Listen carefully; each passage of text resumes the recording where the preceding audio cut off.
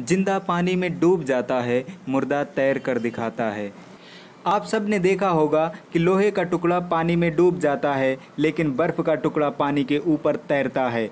पत्थर पानी में डूब जाता है, लेकिन लकड़ी का टुकड़ा पानी के ऊपर तैरता है।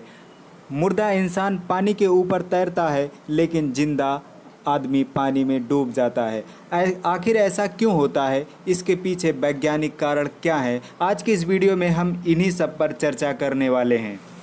तो आइए सबसे पहले जानते हैं विज्ञान के एक सिद्धांत को।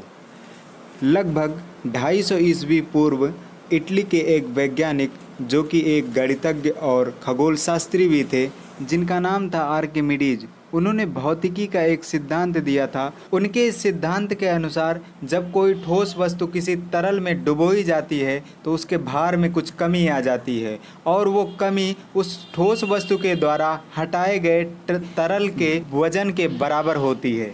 इस सिद्धांत को हम एक सिंपल एक्सपेरिमेंट के द्वारा समझते हैं। जैसा कि आप स्क्रीन पर देख पा रहे होंगे, एक बर्तन है जिसमें कोई तरल या पानी भरा हुआ है, और इस तरीके से भरा हुआ है कि अगर उसमें कोई भी वस्तु डुबोई जाएगी तो डुबोते ही उससे पानी जो खाली बर्तन है उसमें गिरने लगेगा। खाली बर्तन के नीचे एक कांटा लगा हुआ है, जो कि खाली बर्तन में जितना भी तरल आएगा उसे वो कितना वजन है माप सकता है। तरल या पानी के ऊपर एक लोहे के टुकड़े को एक वजन मापने वाले मीटर से लटकाया गया है, जो कि इस लोहे के टुकड़े के वजन को 4 न्यूटन माप रहा है। यानी कि ये लोहे का टुकड़ा 4 न्यूटन का है।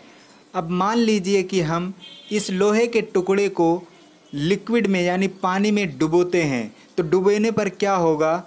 इस बर्तन से पानी या लिक्विड गिर करके खाली बर्तन में जाएगा। खाली बर्तन के नीचे कांटा लगा हुआ है। तो देखिए दूसरी फ़ोटो में आपको दिखाया गया है कि जब लोहे के टुकड़े को पानी में डुबो दिया गया तो उसके भार में कमी आ गई। यानी कि वो पहले 4 न्यूटन का था, अब 1 न्यूटन का बचा है, यानी कि 3 न्यूटन की उसमें कमी आ गई। और जो दूसरे खाली बर्तन में जो पानी गया है उसका वज़न भी 3 न्यूटन आ रहा है। यानी कि आप देख पा रहे होंगे कि लोहे का टुकड़ा जो पानी हटा रहा है, जितना वज़न उस पानी का है उतनी ही कमी उसके वज़न में भी आ रही है। ठीक इसी सिद्धांत पर ही कोई भी चीज़ पानी में डूबती है या वो पानी के ऊपर तैरती है। यानी कि हटाए गए पानी का वज़न अगर कम है और वस्तु का वज़न ज़्यादा है तो वो वस्तु पानी में डूब जाएगी, और अगर हटाए गए पानी का वज़न ज़्यादा है और वस्तु का भार कम है तो वो वस्तु पानी के ऊपर तैरेगी, पानी में डूबेगी नहीं। आइए अब हम जानते हैं कि मुर्दा आखिर पानी पर क्यों तैरता है, जबकि जिंदा इंसान पानी में डूब जाता है। जिंदा इंसान जब पानी में जाता है तो जिंदा इंसान का भार उसके द्वारा हटाए गए पानी के भार से अधिक होता है, इसलिए जिंदा इंसान पानी में डूब जाता है। लेकिन जब वही इंसान मर जाता है तो शरीर के अंदर बहुत सारी गैसेस बनने लगती है और शरीर फूलने लगता है और उसके फेफड़ों में पानी भर जाता है, जिसकी वजह से मनुष्य के शरीर द्वारा जो पानी हटाया जाता है उसका भार मृत शरीर के भार से अधिक होता है। यही कारण है कि मृत शरीर पानी पर तैरता है, जबकि जिंदा इंसान पानी में डूब जाता है। या इसको हम यूँ भी कह सकते हैं कि जीवित व्यक्ति के शरीर का घनत्व पानी के घनत्व से अधिक होता है, जिसकी वजह से जीवित व्यक्ति का शरीर पानी में डूब जाता है। लेकिन जब व्यक्ति मर जाता है तो उसमें बहुत सारे बॉडी में बहुत सारे रिएक्शंस होने लगते हैं और गैसेस बनने लगती हैं तथा फेफड़ों में पानी भर जाता है, जिसकी वजह से व्यक्ति का शरीर का घनत्व पानी के घनत्व से कम हो जाता है और व्यक्ति का शरीर पानी के ऊपर तैरने लगता है। अब हम ये भी जान लेते हैं कि बर्फ़ पानी पर आखिर क्यों तैरता है, इसका कारण क्या है। इसका भी कारण यही है कि जब पानी बर्फ़ में बदलता है तो उसका घनत्व कम हो जाता है।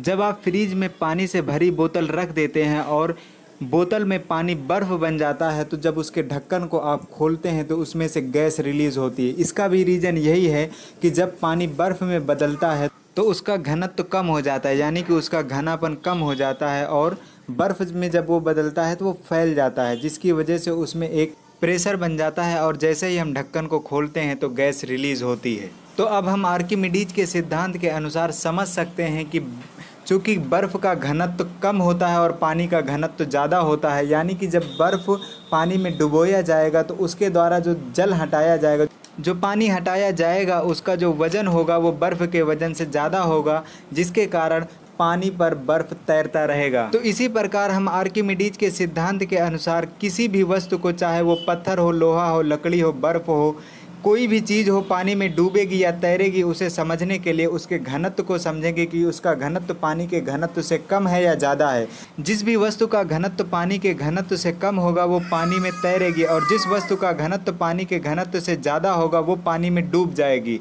अब इसी तरीके से हम लोहा, लकड़ी, कोई भी चीज़ हो उसके बारे में समझ सकते हैं। अगर आपको हमारा वीडियो पसंद आया हो, इसी तरीके की वीडियो और भी पाने के लिए हमारे चैनल से जुड़े रहें और उन लोगों को भी जोड़ें जिसको इनकी ज़रूरत है। जय हिंद।